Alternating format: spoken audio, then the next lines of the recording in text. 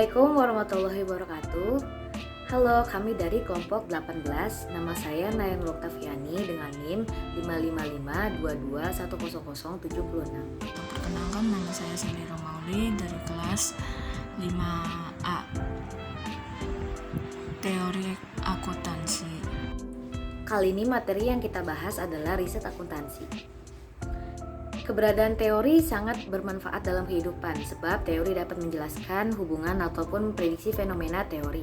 Mengandung sekumpulan dasar pikiran yang bisa disebut asumsi atau dalil.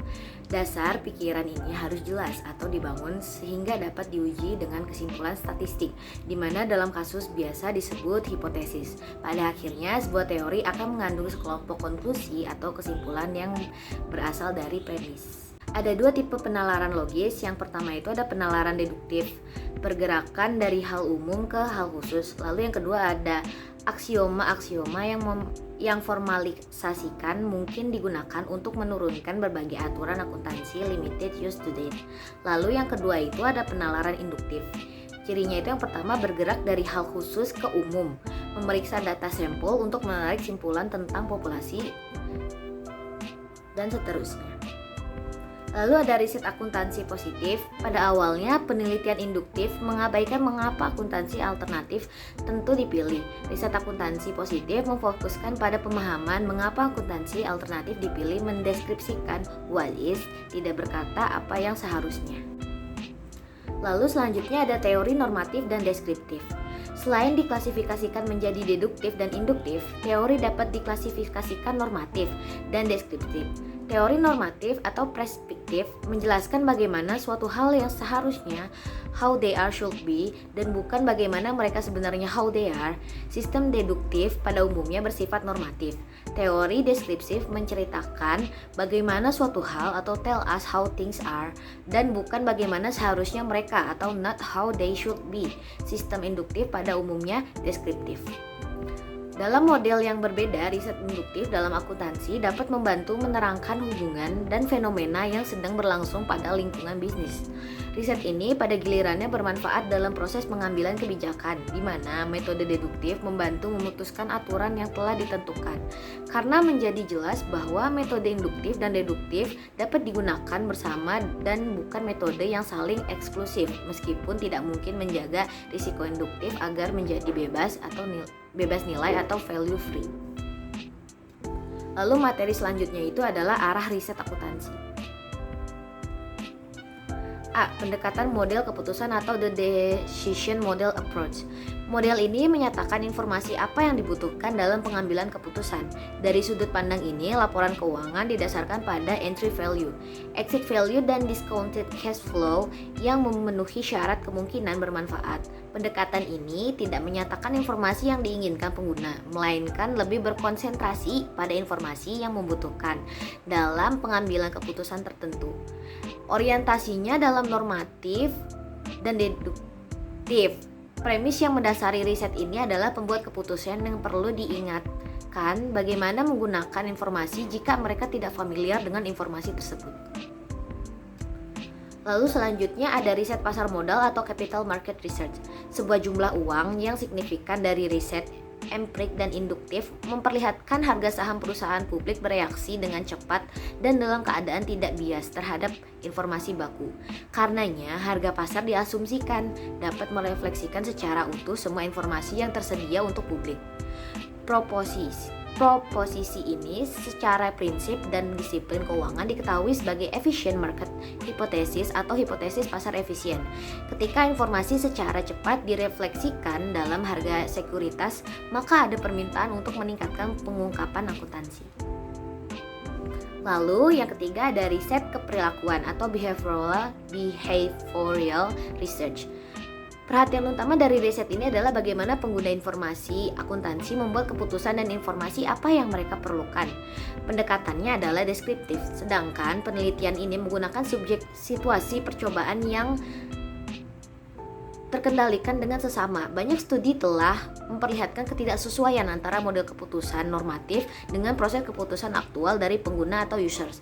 Riset lain menemukan adanya tendensi untuk menggunakan laporan keuangan yang dipublikasikan untuk tujuan pengambilan keputusan material. Lalu yang keempat itu ada teori agensi atau agensi teori yang sering disebut contracting theory. Teori kontrak adalah sebuah topik penting dalam riset akuntansi saat ini. Teori Keyhagean bisa merupakan deduktif dan induktif dan merupakan contoh yang istimewa dari riset perilaku, walaupun akar teori Keyhagean pada keuangan dan ekonomi lebih dari psikologi dan sosiologi. Asumsi yang mendasari adalah reaksi individu pada saat terjadi konflik antara kepentingan dengan kepentingan perusahaan. Asumsi lain yang penting dan teori adalah titik persimpangan antara banyak tipe kontrak di antara manajemen, pemilik, kreditur, dan pemerintah.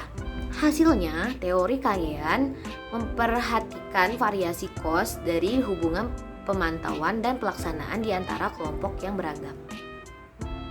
Lalu yang terakhir itu ada informasi ekonomi. Akuntan menjadi meningkat kesadarannya terhadap cost dan benefit dalam menghasilkan informasi akuntansi.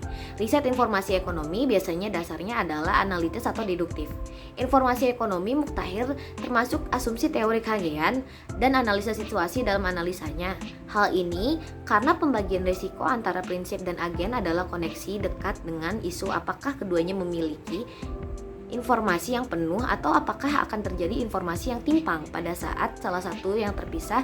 Biasanya agen memiliki informasi yang lebih banyak dari yang lain.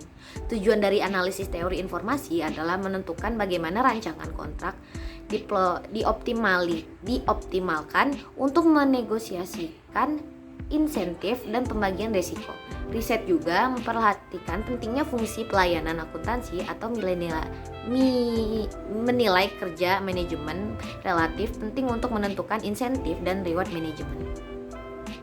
Selanjutnya akan disampaikan oleh teman saya yaitu Sally. Critical accounting adalah cabang teori akuntansi yang memandang akuntansi memiliki peran sebagai poros dalam memutuskan konflik antara perusahaan dan konstituen sosial seperti buruh, konsumen, dan masyarakat umum. Hal ini secara langsung diperhatikan secara aktif dalam peran sosial akuntan. Critical accounting merupakan perpaduan gabungan dua area dari akuntansi yang dikembangkan sejak 1960-an, yaitu akuntansi kepentingan publik dan akuntansi sosial. Akuntansi kepentingan publik melakukan pekerjaan bebas dari pajak dan nasihat keuangan pada individu, kelompok, dan usaha kecil yang tidak mampu membayar jasa tersebut. Akuntansi sosial menyinggung usaha menjelaskan pengukuran untuk mengambil dari perusahaan beban eksternal seperti polusi yang menimbulkan kerusakan pada masyarakat. Riset critical accounting meyakini bahwa accounting harus lebih ditekankan untuk mencoba menyelesaikan masalah-masalah sosial yang terjadi di masyarakat. Riset akuntansi dan tantangan masa depan. Pengukuran non-finansial. Laporan keuangan tidak menyajikan sejumlah ukuran kinerja penting yang biasanya dipakai oleh manajemen seperti indeks kepuasan pelanggan, informasi tentang pesanan yang belum diproses, dan tingkat penolakan barang yang dibeli. Kelebihan indikator non-finansial yang pertama yaitu hubungan yang dekat dengan strategi jangka panjang organisasi. Yang kedua, indikator non-finansial mencerminkan intangible asset.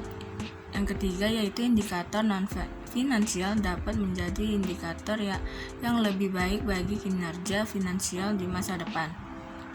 Orientasi waktu. Akuntansi keuangan berhubungan dengan masalah pencatatan transaksi untuk suatu perusahaan atau organisasi dan penyusunan berbagai laporan berkala dari hasil pencatatan tersebut.